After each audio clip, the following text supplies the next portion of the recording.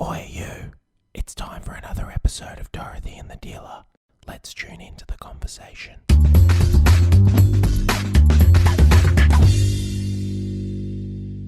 Do this last time. We need to do this next time. Okay. Tell me, what song are you singing that I'm going to groove to? You're not alone. Look in my... You know that one? Yeah. That was a raver song. That takes me back to my rave years. But Mitch, a lot of songs take you back to your rave years. They're the only things that I can remember from my rave years. The songs. Some of the riffs, and I don't even remember them well. They're called riffs. Riffs. Yeah. They're not. I don't even remember them well, you know?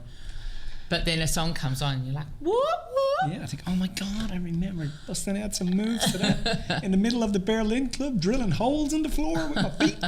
Hey, actually, that relates to kind of what we're talking about today. Yeah. It always ends up coming back to it. So No, it doesn't. It does. Oh, it doesn't always end up coming back to it. Okay. Anyway. So, do you want to share what we're talking about? I feel like I love that I love these podcasts. Do you? I love doing them. Yeah, Do you? I do. Cool. And I love talking about. Alone. You have no idea who sings it either, though, I do can't you? remember. I don't think it was. It wasn't Sarah McLachlan. Don't worry about it. Anyway. Because you're probably going to get it very wrong. Anyway, so we're going to talk about Come on, addictions. dance with me. Move your body and dance. Remember that song? Yes. Do. Anyway, moving on. Get that away from me. Get it away from me. The theme song is not supposed to go on for the whole show, Okay. just so you know. I'll break into some random themes. Okay, so addiction. So let's talk about addiction. So, Yeah. you know, drilling holes in I the know dance a little floor. bit about addiction. I used to work. I don't know I used to anything work about for the Australian Institute of Alcohol Addiction for a while. Yeah. Yeah, I did. And I loved it. It was great. I volunteered there and worked and took myself through my own recovery in the mid-90s there, which was fantastic. I had some great lectures there, helped me to recover from the fact that I was an addict. Yes. And well, you know what? We're all addicts. well, I was going to say we are all still addicts, in some way, shape or form. In some way, shape or form, yeah.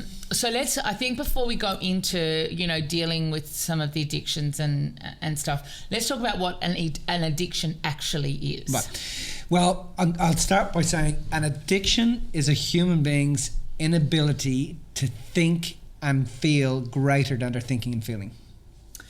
Well, yes, to think anything greater than they're feeling. Yeah. Because what happens is that our feelings, when we're addicted, our feelings become our mode of thinking. Yeah. Basically, our bodies Trying to essentially experience something, and therefore it takes over in terms of our thinking. So, you know, when you've just got that urge to have chocolate, it's like you totally do.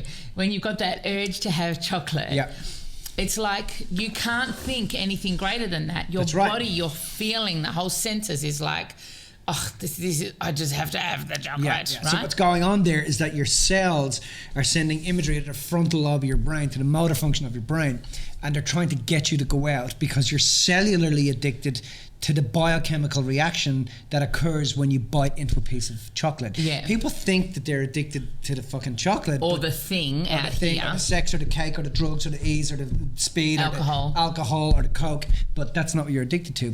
You're addicted to the biochemical reaction that occurs within the body when the hypothalamus excretes a certain chemical that docks into the cells and allows you to feel that. So when you starve, when you go, I'm going to fucking change my life, I'm going to stop my addiction, what happens is that your cells are then being starved of that chemical compound.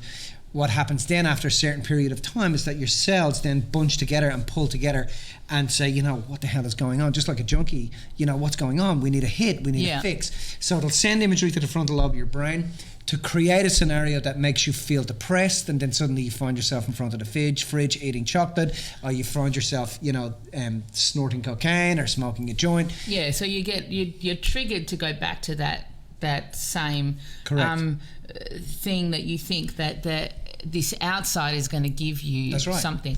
But I mean, you can be addicted to all sorts of things. You can be addicted we have to understand that we are addicted. So we're all addicted. But so you can be addicted to these feelings. You can be addicted to anger, and the way that people know that they're addicted to anger or these feelings of whatever is because, you know, when you're in that glorious anger, then you just feel like you just want to kill somebody and you just want to tell someone a piece of your mind. Yeah.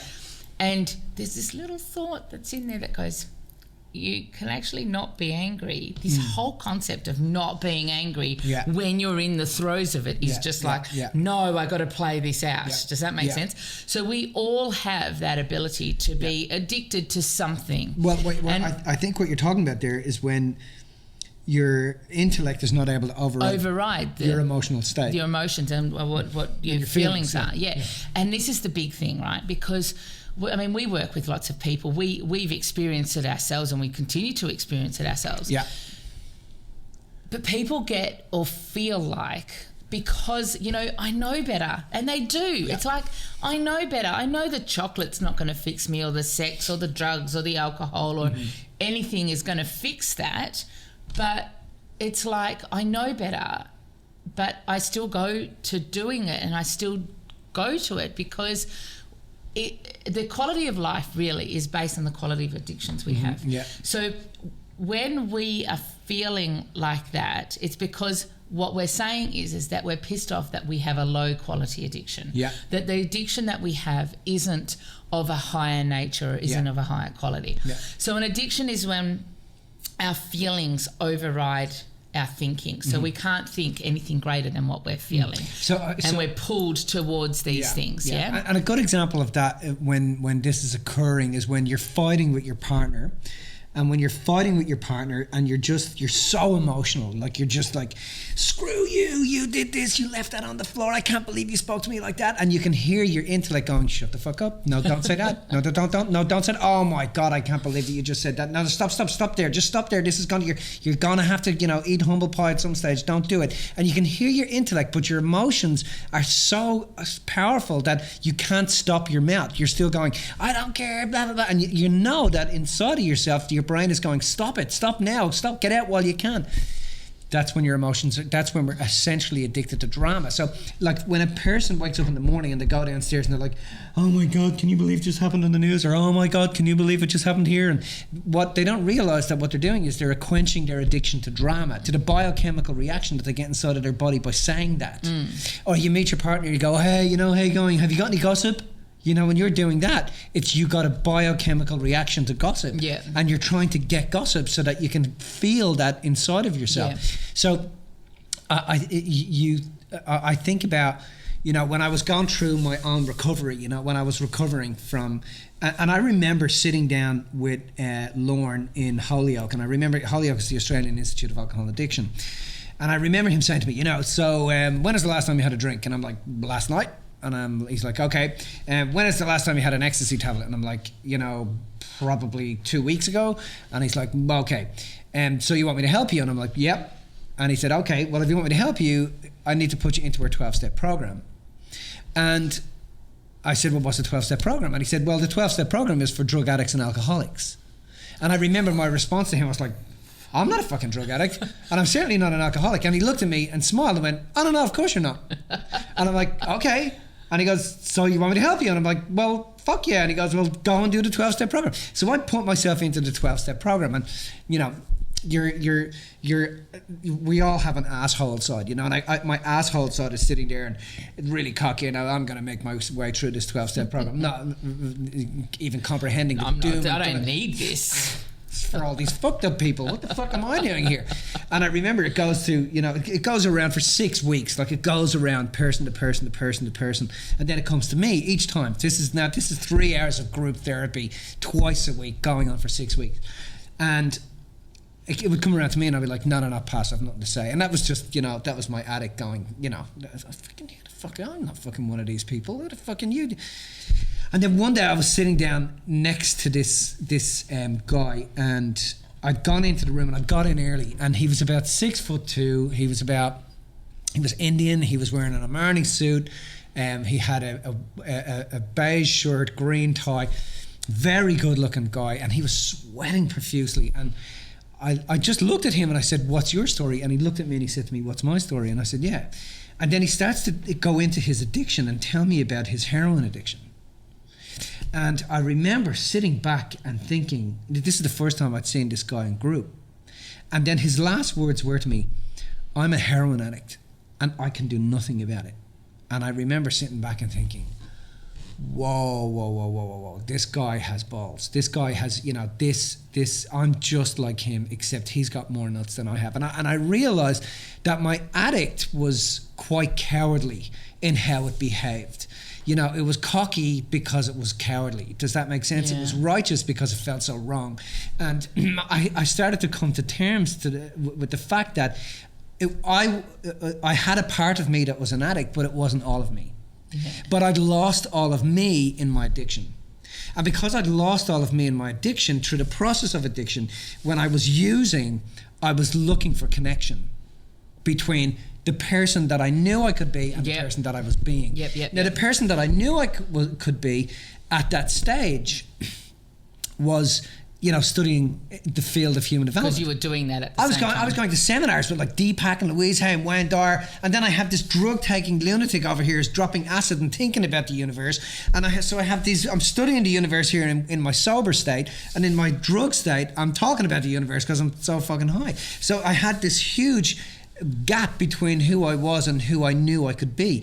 And the thing that I felt I was missing in both places was connection between the two places. I was trying to find connection between those two places in the place. Does that make sense? Absolutely. So I found then that over time, addiction is about connection. When you're sitting in a warehouse with 10,000 people and there's a DJ and there's music playing and everybody is cooked, and you're looking at each other and everybody's looking at each other and hugging each other and loving each other, that's what you're taking the drugs to let down your guard so that you can feel this. So this is something that you can't feel or you don't perceive you can feel in your sober state. That's right. So in my sober state, I was logically trying to study it. Hey, what happens in the universe? What is love? What is quantum physics? What is neuroplasticity? What is classical physics? Yeah. What are we spiritually? I was trying to fucking have a brain connection with my heart, and you can't do that. So for me to be able to connect with people and strangers, I had to take a drug to feel something. Yeah. And then what happened was, it was only later, 15 years on of doing a lot of work, that I realized the thing that I was ultimately trying to feel when I was in this addiction was love. Yeah. I just wanted to feel the primal child part of me just wanted to feel love. Absolutely. That's all I wanted to feel. Yeah. And so I realized that, and then, the pill taking and all of that sort of stuff was giving me momentary delusions of love. It was releasing chemicals in my brain, because that's what MDMA does. It releases a chemical that allows you to feel the sensation of love. Yeah. So you think you're feeling love, but you're not. You're feeling the fucking chemical, and there's no connection to it. Does that make sense? Absolutely. So the more you do it, the more further away from you feel. And again, not everybody has the same choice of drug. Yeah. Right. So your choice of drug at that time in your life was recreational drugs, right? Yeah. My choice of drug growing up was food. Yeah.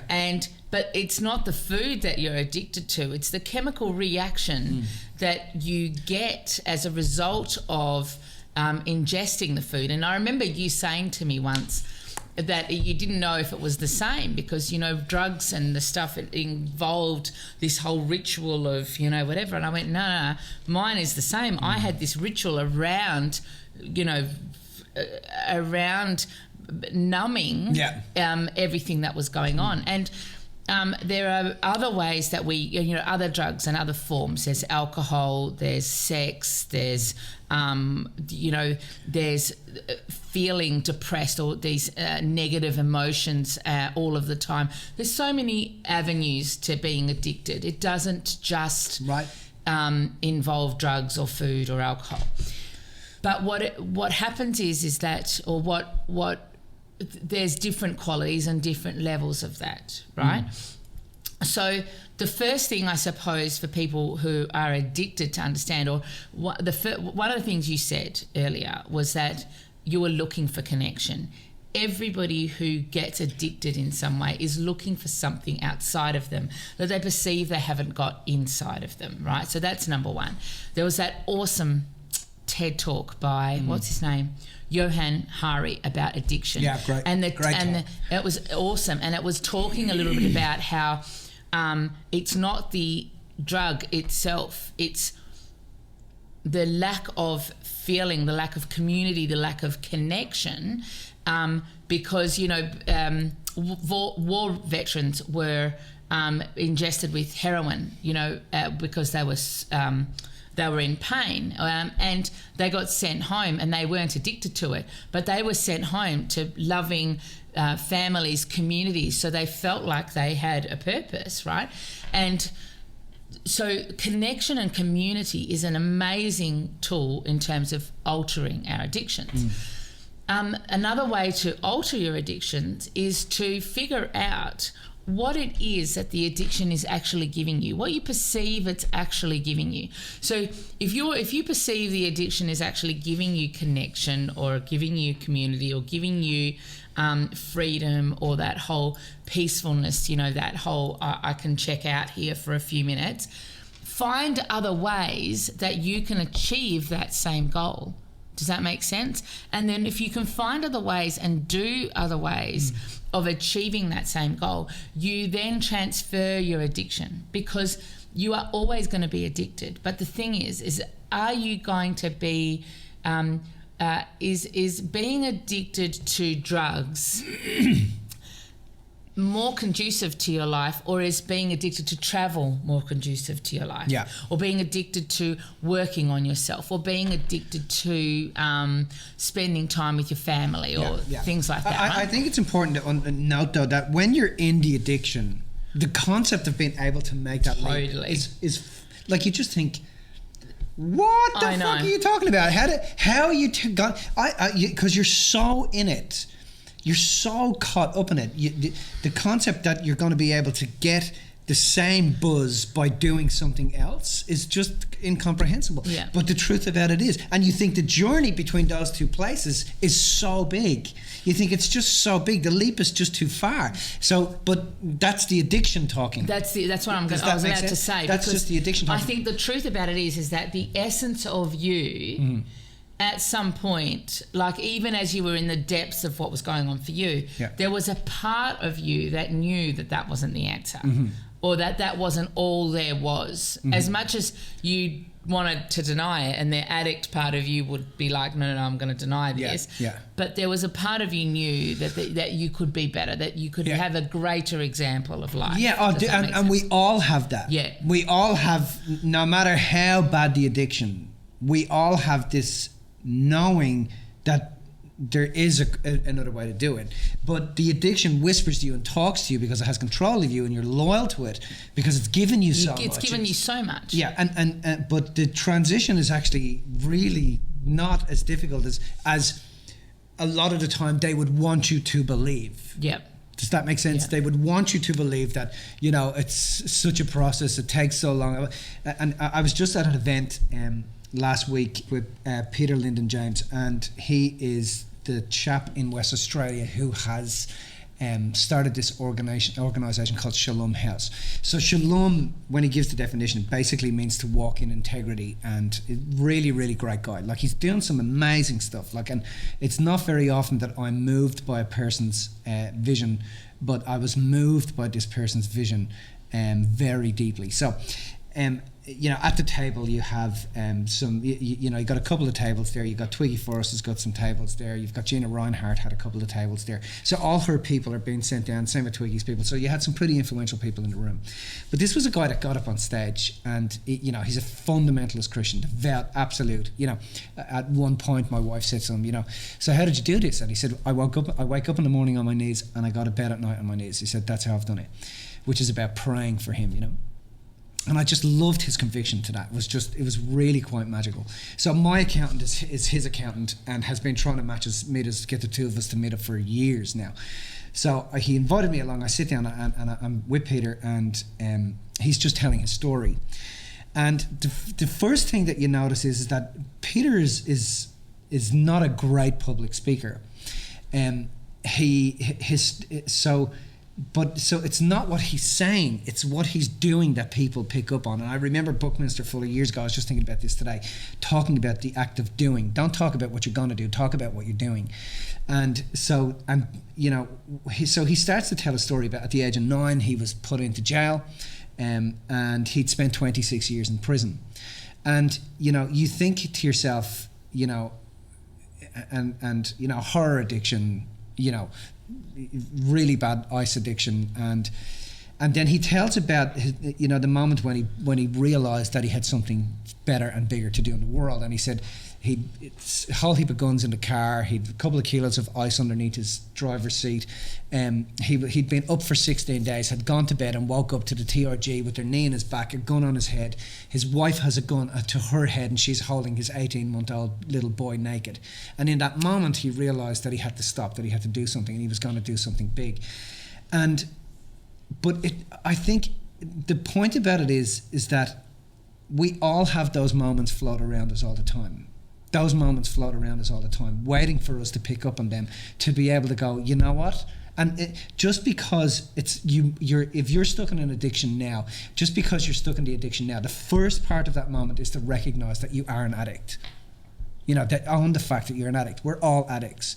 And that is one of the first steps. But there is a moment that's around you all the time that is waiting for you to pick up on, so that you can be able to shift your addiction to another higher quality action that is going to give you the same outcome, if not greater, than the one you're getting from the drugs. So I don't get that then. What are you saying? Explain I'm that basically again. saying that there is a moment that is around us all of the time. It's about not giving up and realising that this is a lost cause. We know it's never a lost cause. We spoke earlier about the fact that there's, we know that it's not a lost cause. There is a moment that is just outside of you all of the time that is waiting for you to be able to make that shift over. But you can access that though at any time, yes, right?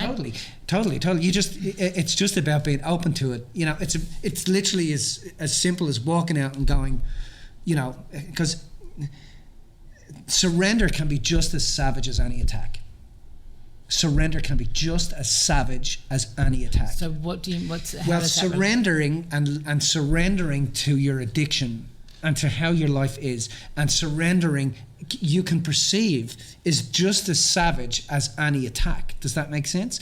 So the response inside of yourself, the reason we won't surrender is because we have this perception that it's just as savage as any attack. So surrendering and shifting from one state to another state in our perception can be just as savage as any attack. So surrendering is about letting go. It's about walking out and going, listen, whatever you got to show me, I'm open. I'm up for it. If I understand that it might not happen right now, no bolt of lightning, it might, but no bolt of lightning is going to come fucking tunneling out of the sky and hitting me on the head. But I am open to the fact that I'm willing to let go. I'm ready to let go of whatever this addiction is. But then you have to take action that matches that, though, right? Mm-hmm. So being ready to let go. And one of the things with addictions, I think that people find the most difficult to overcome is that they want to overcome the addiction but still be the same person, overcome the addiction but still hang in the same circles or do the same things, experience the same reality. But the truth is that that's not possible. If you're going to shift an addiction of smoking, say for example, that's going to affect your you can take action to stop smoking. But you also then have to take action as to what you're going to do with the finances that you save from not smoking, X amount of packets a day. You also have to take action in your social life, because you need to shift how you hang out with people, where you hang out perhaps, or how you communicate with people, because if you go and do the same things and don't have a predicted, or you don't have an action plan for all of those other areas, then all that happens is that you keep putting yourself in that same environment And the same conditions that caused you to start smoking or whatever are still going to be there. Yeah, I mean, I had a great example of this. Was I was working for a drug rehabilitation centre, and I started to know. I actually walked in one day and I picked up a document off one of the GM's desks that they were getting government funding, and it went through all of the people that had successfully made it through the 12-step program. So they get funding based on their success. And when I'm looking at the list, I'm like, hold on a minute, this person's a repeat offender, this person's a repeat offender, this person's and I've gone through these people are all repeat offenders. Why doesn't it have this bloke's been in this system 6 times? You haven't got that on there. The document is snatched out of my hand, and I walked out and I thought, okay, it's not about these guys create a great service for these people to be able to come and do something about their addiction, but we have to do something bigger about the fact that they're coming back, they're reoffending. And one of the problems with the model and you know, Russell Brand's book is Recovery is really good, but I think Russell kind of gets this point, and it is this: you cannot take a person out of society, put them into a rehab, and then turn their addiction around and take them out of that rehab and plunk them straight back into the same situation socially, emotionally, sexually, financially that was causing the addiction in the first place. So you can't, the reason these 12-step programs were getting so many repeat offenders and people were so addicted for years and just finding some sort of level of, you know, some sort of coping mechanism in these circles of helping people with addiction. But the reason that they weren't working properly is because these guys needed to know how to handle the fucking problem out here. This is the problem that's causing the addiction. Well, it's playing into a huge part of it. So that was one of the things I said about doing then was creating an event or a seminar to start to get them to deal with the situations that were happening out here. What's the mindset that's causing it out here? Yeah. That's creating the problem in here. Yeah. I just want to touch on, before we finish off, the fact that people think that you can just get rid of an addiction and there's no other new addiction takes its place. Yeah.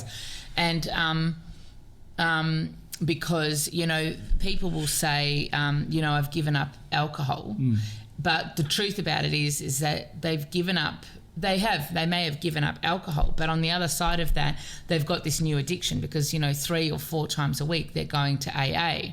Yeah. Right? And so going to AA, that's, I'm not saying that's bad or good. I'm saying it's just transferred from drinking alcohol to get a result to going to AA to get a result. But watch what happens when you're drinking alcohol with your buddies and your friends. What have you got? You got connection. Yeah. So you're now taking it over here and you're going to AA. What have you got? Connection. Yeah. It's all about community. It's just about finding another way to access that. So everybody is just addicted. It's just about, okay, is the quality of your addictions representative of where you want to be at the end of the day? Because the quality of addictions that you have in your life determine the quality of your life. So if you're addicted to travel, find food, maybe you're addicted to family, maybe you're addicted to but they're people, addicts don't believe that they're addictions.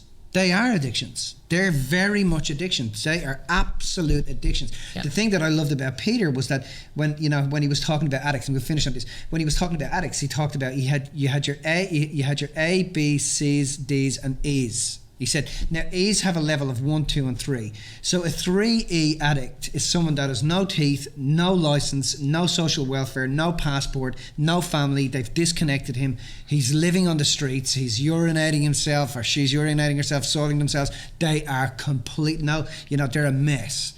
He said, now we grab those guys and we get them social welfare cards, we get them off their addiction. And he said, it may take us 18 months with them. We unite them with their families again.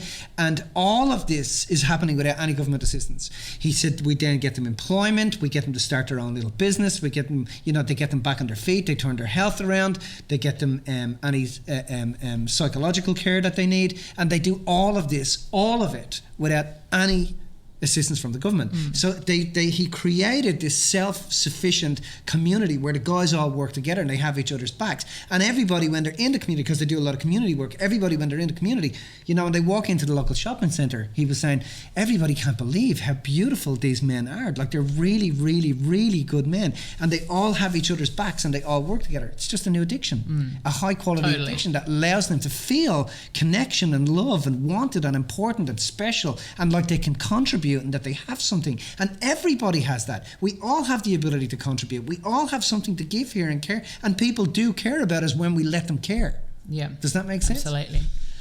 The Pink song comes to mind, Sober. It should have been our theme song today. And it says, I'm way up high, no one can touch me. Why can't I feel this way? It's very good. I can't remember the exact words now, but very good. Good job. Good work. Good job.